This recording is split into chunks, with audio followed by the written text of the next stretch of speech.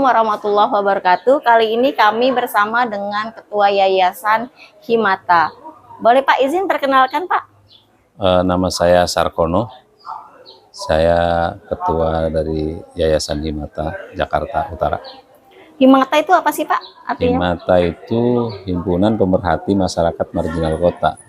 Marginal kota? Iya, jadi menghimpun para pemerhati, menghimpun para donatur untuk memperhatikan masyarakat yang termarginalkan, baik khususnya itu anak-anak. Khususnya anak-anak, karena anak-anak itu kan menjadi korban ya, baik itu karena korban, karena ekonomi, karena keluarga dari keluarga yang kurang beruntung, keluarga yang baik itu skala pendidikannya yang rata-rata di bawah SMA.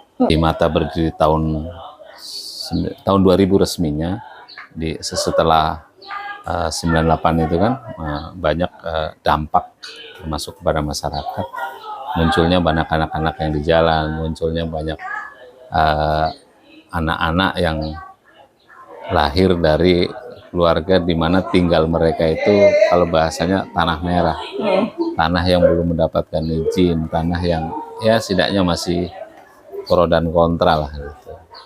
Nah disitulah Himata hadir untuk menjadi penyemangat lah, bahwa mereka juga bisa untuk seperti anak-anak yang lain. Jadi kita membuat sebuah rumah atau rumah singgah lebih kepada untuk anak-anak jalanan, anak-anak yang tidak mempunyai tempat ataupun mempunyai tempat tapi tidak memungkinkan mereka untuk tumbuh kembang. Ya, di situ ada, kita kenal dengan program rumah singgah. Kemudian yang kedua, kita punya program PAUD ya, pendidikan usia dini. Kemudian ada Taman Pendidikan Al-Quran, dan kemudian ada di PKBM, Pusat Kegiatan Belajar Masyarakat. Ya alhamdulillah dengan adanya Himata itu kan muncul anak-anak yang berprestasi, muncul anak-anak yang bisa membanggakan orang tua, atau setidaknya mereka bisa kembali ke masyarakat dengan seperti pada umumnya, Seperti anak-anak pada umumnya, dan punya pendidikan juga pada umumnya. Dan yang kedua, mereka bisa ternyata saya bisa loh, dengan adanya keluarga yang pas-pasan, saya juga bisa menggantikan orang tua yang tadinya cuma sekedar jadi tukang apa, sekarang saya bisa melebihi daripada itu. Karena ketika tahun 2000 kita membuat rumah singgah sendiri, itu kan banyak dari masyarakat yang kurang setuju atau lingkungan ya, karena memang satu, mengumpulkan masyarakat, anak-anak yang kalau bahasa mereka itu kan bermasalah di tengah masyarakat itu kan tentu nggak segampang gangguan, belum anak nyanyi siang malam, gangguan kurang diizinkan di masyarakat. Jadi polemik ya Pak ya. Tapi berjalannya waktu kita mencoba bahwa mereka juga anak-anak yang harus bertumbuh kembang, anak-anak yang harus diberi kesempatan untuk belajar. Makanya disitulah, dan alhamdulillah muncul kader-kader anak-anak bisa main film, baik itu di layar lebar, main film, ada di sinetron, kemudian anak-anak setiap ada perlombaan kita ikutin, baik itu tari, teater, olahraga, dan mereka banyak yang juara-juara. Itulah yang kelihatan akhirnya mereka juga kembali ke sekolah gitu. Oh ya, kita ke sekolah ke Himata aja, karena di sana bukan hanya belajar bagaimana tentang munalhur, bagaimana tentang buku-buku pelajaran saja, tapi banyak kegiatan-kegiatan yang mendukung mereka untuk bisa berkembang. Kendala di situ tuh bukan hanya pada anak, tapi kepada orang tuanya sendiri kan? Ya? Karena di sisi lain mereka kayaknya enggak, anak saya mah biarin aja yang jalan, yang penting bisa dapat uang dan sebagainya. Satu sisi lain si anak juga pengen berkembang, sisi lain tadi ada rasa malu lah, ada rasa minder bagaimana dan sebagainya. Tapi ketika kita sudah mengambil contoh atau mengambil hasil daripada anak-anak yang berhasil, disitulah anak-anak, ya saya juga bisa kok kayak gitu. Makanya guru-guru yang ada di sekolah ini kan hampir berapa ya, mungkin 60% itu kan alumni yang kita bina. Kemudian bahkan sekretaris yayasan sekarang ini adalah alumni dari Himata itu sendiri. Kemudian guru-gurunya, pengurus PKBM sekarang alumni kita sendiri gitu. Jadi ketika mau ngajak anak-anak itu bukan ngajak kita pengurusnya lagi, tapi anak-anak itu sendiri, dan dibuktikan dengan kemampuan mereka. Oke Pak, negara kita ini kan negara Indonesia yang memahami ideologi Pancasila, terutama apa namanya media sosial sekarang yang kerap sekali meracuni anak-anak kita gitu Pak. Ada nggak sih pendidikan khusus untuk adik-adik kita di sini, khususnya di PKBM ini, mengenal literasi terhadap kecintaan negara Pak, khususnya Bhinneka Tunggal Ika itu sendiri Pak? Yang pertama, pengenalan dari tentang bagaimana kita hidup di sebuah negara, kita perkenalkan. Yang kedua, bagaimana anak-anak itu kan punya agama.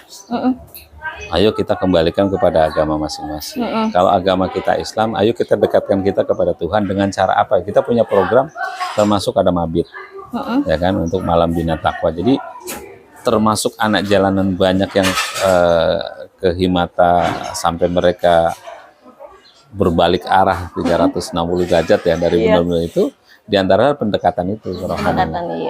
Jadi bagaimana anak-anak misalnya, ayo dong, kamu punya Tuhan kok, gitu kan, dan sebagainya.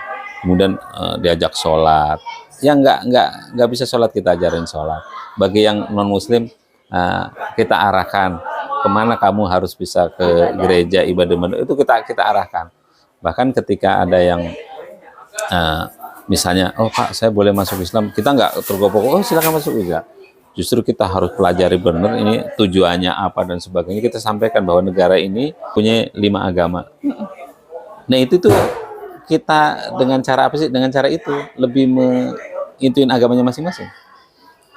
Yang punya agama Islam, tolong agama Islam itu kamu benar-benar berdalam. Terus yang paling apa itu namanya, kalau bahasanya yang lagi rame mungkin tahun-tahun kemarin itu saya Pancasila gitu. Iya. Nah, hal-hal seperti itu justru kita munculkan dengan cara apa itu tadi. Pancasila itu ada berapa sih silanya, ya kan? Kenapa Tuhan yang masih itu lebih kita diutamakan itu.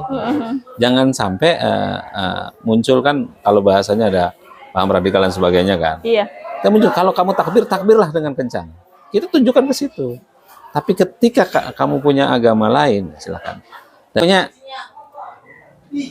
antara apa yang kita harapkan, ternyata Allah kabulkan lah. Maksudnya tujuan kita gimana sih menyatukan anak-anak pandangan tentang bagaimana negara ini hidup segala macam. Sampai gini Mbak, dari sampai pengurus, sampai guru, sampai anak. Ketika ada pilkada itu kan ramai tuh, ada yang takbir dan segala macam. Udah masing-masing aja. Tapi tidak membawa himatanya itu sendiri gitu. Itu rumah kamu satu, sama kayak Indonesia gitu. Tapi ketika kamu punya pilihan, silakan punya pilihan masing-masing. Tapi tidak boleh bentrok tuh segala macam. Itu kita sampaikan. Makanya sampai sekarang belum ada satu partai pun yang diperbolehkan untuk datang ke Himata. Secara politiknya ya Pak ya? Iya, nggak ada. Saya memang nggak boleh. Pokoknya kalau ke sini dengan bawa bendera saya nggak mau. Tapi kalau dia datang secara pribadi misalnya silakan. Iya silakan. Tapi kalau udah saya mau bikin program ini, tapi mohon maaf Pak nanti ada bendera, oh enggak. Saya bilang gitu. Iya karena ini dunia pendidikan Pak. Iya dari awal itu patah kalau udah lari ke sana-sana. Gitu. Oke Pak, tertarik tadi masalah pendidikan anak-anak, terutama edukasi tentang Pancasila ya Pak ya. Belakangan ini banyak sekali ada virus-virus radikalisme tuh Pak. Apalagi mereka tuh sasarannya adalah kaum anak milenial. Bagaimana sih Pak menanggulangi hal seperti ini, terutama untuk teman adik-adik kita nih seumuran SMP, SMA, pra-remaja dan remaja bahkan pra-dewasa. Bagaimana sih Pak pemahaman pendidikan tentang apa itu radikalisme, apa itu terorisme untuk di PKBM ini sendiri Pak? Kita membuka beberapa pembicaraan atau diskusi termasuk dengan pengurus wilayah, baik itu dengan kepolisian, baik dengan TNI. Kita coba untuk mereka itu, ayo kita ngobrolin ke anak-anak. Jadi bukan kita yang nyampein. Kalau kita yang nyampein kan tidak saya TNI bisa bagaimana cerita tentang ketahanan, baik itu berhubungan dengan rongrongan di dalam atau di luar, mereka lebih menyampaikan. Gitu. Makanya kita kerjasama itu sehingga bukan hanya di sini, kadang kita diundang ke Kodim, ke Koramil untuk bawa anak jalanan. Ya udah, anak-anak kita datang, yang penting dijemput, kita datang ke sono ke Koramil, ngomong itu kebangsaan, ngomong itu Pancasila. Jadi jangan kalau bahasanya kayak Himata itu super power, misalnya ngomongin Pancasila saya, ngomongin radikalisme saya, tapi biarlah ahlinya yang ngomong. Ya. Tapi Dulu, memang diadakan atau kerjasama dengan iya, dengan cara kita ngomong dulu. Ini ada gini-gini, gimana nih baiknya ngomong. Oh siapa ngomong? Ya udah silakan. Baik itu dari kepolisian, dari Koramil ataupun pokoknya yang berbau-bau ke sana lah. Kalau misalnya ada yang bisa kayak HT dan sebagainya, kita bikin program yang munculkan dengan kayak dengan GPI, ya kan? Dan kemudian Pak Anwar juga aktif di GPI. Nanti diundanglah ke sini. Orang pembicaranya itu tentang apa itu radikalisme, ada gitu. Jadi mereka biar yang berbicara, kita hanya memfasilitasi. mengakomodir bagaimana mereka biar tahu gitu. Itu tadi kita nggak mau semua kayak kita dokter apa serba bisa, enggak. Biar mereka yang mau TNI, jadi kita tinggal kontrol. Nah, tapi pertanyaan muncul itu biasanya ketika sudah pulang, nanti kita yang buka. Ketika di kelas Forum lagi. Bagaimana dengan pendataan itu muncul, termasuk yang berhubungan dengan kebutuhan kayak sunatan massal, hal-hal itu kan hal-hal yang di masyarakat yang dibutuhkan gitu ya. Ya kita kerjasama, ya itu alhamdulillah bisa berjalan dengan baik. Alhamdulillah. Jadi pembicaraan kita kali ini sangat luar biasa buat saya ya, terutama ya pemerhati, Bapak sebagai pemerhati sosial, pemerhati anak-anak khususnya Pak ya, karena mereka adalah generasi penerus bangsa ya Pak. Ya walaupun siapapun orang tuanya, bagaimanapun latar belakang mereka, mereka berhak mempunyai pendidikan yang sama dan yang layak ya Pak, yang sama dan yang layak. Mereka juga punya cita-cita yang tinggi. Nah, disinilah Bapak menampung adik-adik atau anak-anak kita untuk berkembang lebih maju lagi. Begitu ya Pak? Iya. Terima kasih Pak atas waktunya. Mungkin kasih saran sedikit Pak untuk khalayak di sana atau netizen di sana untuk kedepannya yang tidak membeda-bedakan atau mau kotak-kotakan anak-anak yang termarginalkan tadi Pak. Boleh? Bahwa anak-anak itu sudah mempunyai